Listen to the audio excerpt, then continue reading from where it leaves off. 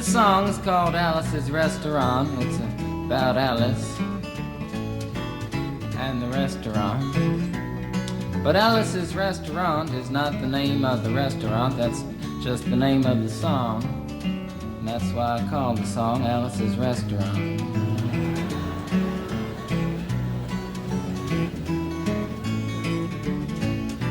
You can get anything you want at Alice's Restaurant.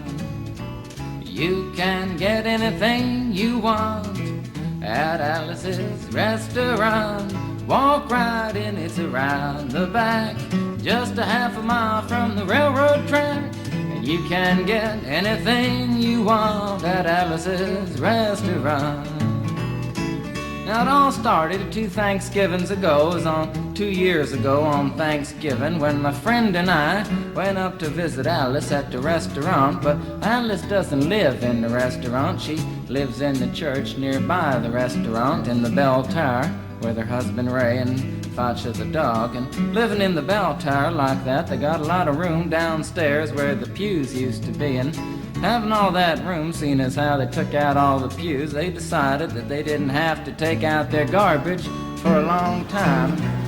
We got up there, we found all the garbage in there, and we decided it'd be a friendly gesture for us to take the garbage down to the city dump.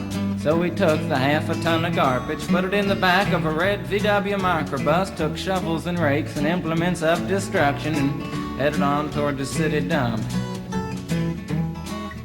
Well, we got there, and there's a big sign and a chain across the dump saying closed on Thanksgiving, and we had never heard of a dump closed on Thanksgiving before, and with tears in our eyes, we drove off into the sunset looking for another place to put the garbage. We didn't find one till we came to a side road, and off the side of the side road was another 15-foot cliff, and at the bottom of the cliff was another pile of garbage. And we decided that one big pile was better than 2 little piles, and rather than bring that one up, we decided to throw ours down. That's what we did. Drove back to the church, had a Thanksgiving dinner that couldn't be beat, went to sleep and didn't get up until the next morning when we got a phone call from Officer Obie. He said, "Kid, we found your name on an envelope at the bottom of a half a ton of garbage, and just wanted to know if you had any information about it." And I said, "Yes, sir, Officer Obie, cannot tell a lie. I put that envelope under that garbage." After speaking to Obie for about 45 minutes on the telephone, we finally arrived at the truth of the matter and said that we had to go down and pick up the garbage, and also had to go down and speak to him at the police officer station. So we got in the red VW microbus with the shovels and rakes and implements of destruction, headed on toward the police officer station. Now, friends, there was only 1 or 2 things that Obie could have done at the police station, and the first was that he could have given us a medal for being so brave and honest on the telephone, which wasn't very likely, and we didn't expect it. Another thing was that he could have bawled us out and told us never to be seen driving garbage around the vicinity again, which is what we expected. But when we got to the police officer station, there was a third possibility that we hadn't even counted upon, and we was both immediately arrested, handcuffed. And I said, "Obie, I don't think I can pick up the garbage with these handcuffs on." He said, "Shut up, kid. Get in the back of the patrol car," and that's what we did. We sat in the back of the patrol car and drove to the, quote, scene of the crime, unquote. I want to tell you about the town of Stockbridge, Massachusetts, where this happened. Here they got 3 stop signs, 2 police officers and 1 police car. But when we got to the scene of the crime, there was 5 police officers and 3 police cars, being the biggest crime of the last 50 years, and everybody wanted to get in a newspaper story about it. And they was using up all kinds of cop equipment that they had hanging around the police officer station. They was taking plaster tire track footprints, dog-smelling prints, and they took 27 8x10 color glossy photographs with circles and arrows and a paragraph on the back of each one explaining what each one was to be used as evidence against us. Took pictures of the approach, the getaway, the northwest corner, the southwest corner, and that's not to mention the aerial photography. After the ordeal, we went back to the jail. Obie said he was going to put us in the cell. Said, kid, I'm going to put you in the cell. I want your wallet and your belt. And I said, Obie, I can understand you want my wallet so I don't have any money to spend in the cell, but what do you want my belt for? And it said, kid, we don't want any hangings. Said, Obie, did you think I was going to hang myself for littering? Obie said he was making sure, and friends Obie was, 'cause he took out the toilet seat so I couldn't hit myself over the head and drown. And he took out the toilet paper so I couldn't bend the bars, roll the toilet paper out the window, slide down the roll and have an escape. Obie was making sure, and it was about 4 or 5 hours later that Alice, remember Alice? It's a song about Alice. Alice came by and with a few nasty words to Obie on the side, bailed us out of jail. We went back to the church, had another Thanksgiving dinner that couldn't be beat, and didn't get up until the next morning when we all had to go to court.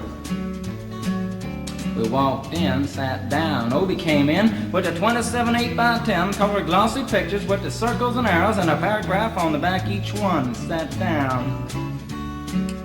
Man came in, said, all rise. We all stood up, and Obie stood up with the 27 8x10 colored glossy pictures, and the judge walked in, sat down with the seeing-eyed dog, and he sat down. We sat down. Obie looked at the seeing-eyed dog. Then the 27 8x10 colored glossy pictures with the circles and arrows and a paragraph on the back of each one, and looked at the seeing-eyed dog. And then the 27 8x10 colored glossy pictures with the circles and arrows and a paragraph on the back of each one, and began to cry, 'cause Obie came to the realization that it was a typical case of American blind justice, and there wasn't nothing he could do about it. And the judge wasn't going to look at the 27 8x10 colored glossy pictures with the circles and arrows and a paragraph on the back of each one, explaining what each one was to be used as evidence against us. And we was fined $50 and had to pick up the garbage in the snow, but that's not what I came to tell you about. Came to talk about the draft. We got a building down New York City, it's called Whitehall Street, where you walk in and you get injected, inspected, detected, infected, neglected, and selected. I went down to get my physical examination one day, and I walked in, I sat down, got good and drunk the night before, so I looked and felt my best when I went in that morning. 'Cause I wanted to look like the all-American kid from New York City. Man, I wanted to feel like I wanted to be the all-American kid from New York, and I walked in, sat down, I was hung down, brung down, hung up, and all kinds of mean, nasty, ugly things. And I walked in, I sat down, he gave me a piece of paper, said, kid, see the psychiatrist, room 604. And I went up there, I said, shrink, I want to kill. I mean, I want to kill. I want to see blood and gore and guts and veins in my teeth. Eat dead, burnt bodies. I mean, kill. And I started jumping up and down, yelling, kill. And it started jumping up and down with me, and we was both jumping up and down, yelling, kill. And the sergeant came over, pinned a little on me, set me down the hall, said, you're our boy. Didn't feel too good about it. Proceeded on down the hall, getting more injections, inspections, detections, neglections, and all kinds of stuff that they was doing to me at the thing there. And I was there for 2 hours, 3 hours, 4 hours. I was there for a long time, going through all kinds of mean, nasty, ugly things, and I was just having a tough time there. And they was inspecting, injecting every single part of me, and they wasn't leaving no part untouched. Proceeded through, and when I finally came to see the very last man, I walked in, sat down after a whole big thing there, and I walked up and said, what do you want? He said, kid, we only got one question. Have you ever been arrested? And I proceeded to tell him the story of Alice's Restaurant Massacre with full orchestration and 5-part harmony and stuff like that, and then all the phenomena stopped me right there and said, kid, did you ever go to court? I proceeded to tell him the story of the 27 8x10 colored glossy pictures with the circles and arrows and a paragraph on the back of each one. It stopped me right there and said, "Kid, I want you to go over and sit down on that bench that says Group W. Now, kid."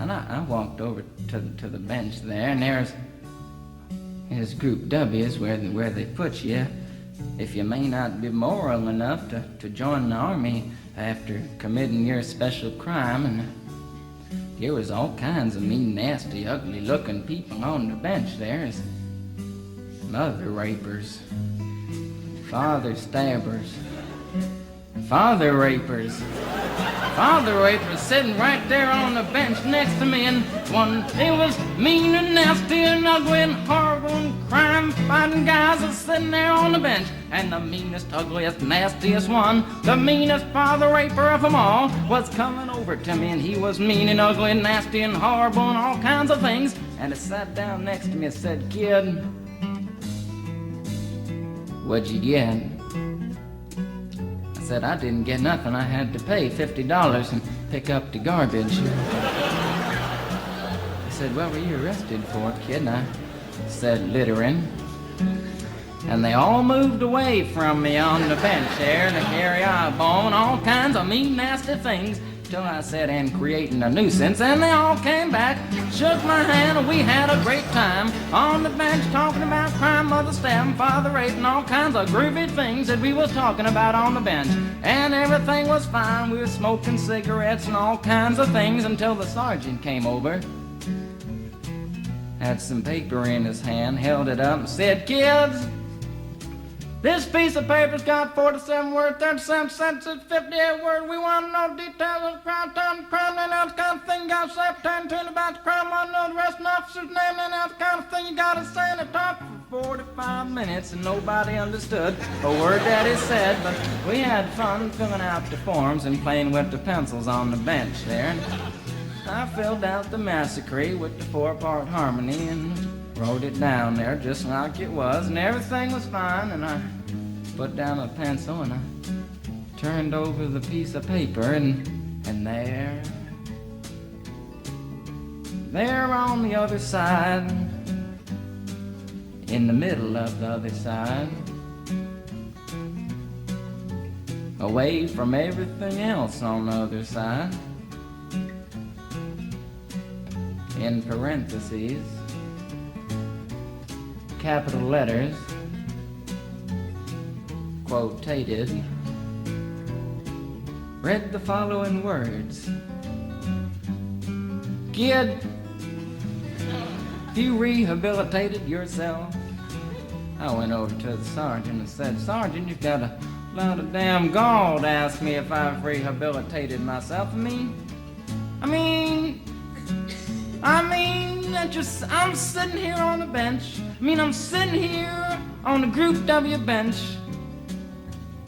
because you want to know if I'm moral enough to join the army, burn women, kids' houses, and villages after being a litter bug."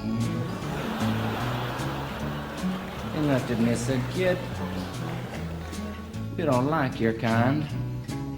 And we're going to send your fingerprints off to Washington, and friends, somewhere in Washington, enshrined in some little folder, is a study in black and white of my fingerprints. And the only reason I'm singing you the song now is because you may know somebody in a similar situation. Or you may be in a similar situation, and if you're in a situation like that, there's only one thing you can do, is walk into the shrink wherever you are. Just walk in and say, 'Shrink, you can get anything you want at Alice's restaurant,' and walk out. You know, if just one person does it, they may think he's really sick and they won't take him. And if two people do it in harmony, they think they're both faggots and they won't take either of them. And if 3 people do it. 3, can you imagine 3 people walking in, singing a bar, Alice's restaurant, and walking out? They may think it's an organization. And can you imagine 50 people a day? I said 50 people a day walking in, singing a bar, Alice's restaurant, and walking out. And friends, they may think it's a movement. And that's what it is. The Alice's Restaurant Anti-Massacre movement. And all you gotta do to join is to sing it the next time it comes around on the guitar with feeling.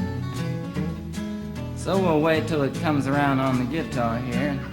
Sing it when it does.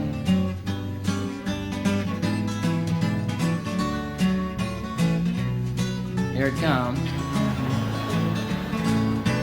You can get anything you want at Alice's Restaurant. You can get anything you want at Alice's Restaurant. Walk right in, it's around the back, just a half a mile from the railroad track. And you can get anything you want at Alice's Restaurant. That was horrible. If you want to end war and stuff, you gotta sing loud. You could put a lot. I've been singing the song now for 25 minutes.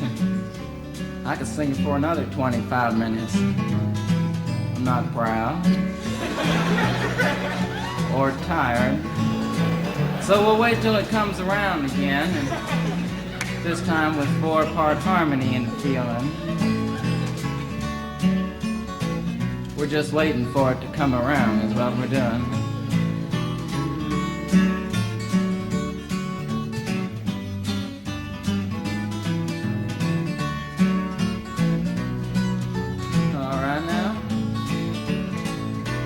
You can get anything you want at Alice's Restaurant. Excepting Alice, you can get anything you want at Alice's Restaurant. So walk right in, it's around the back, just a half a mile from the railroad track. And you can get anything you want at Alice's Restaurant.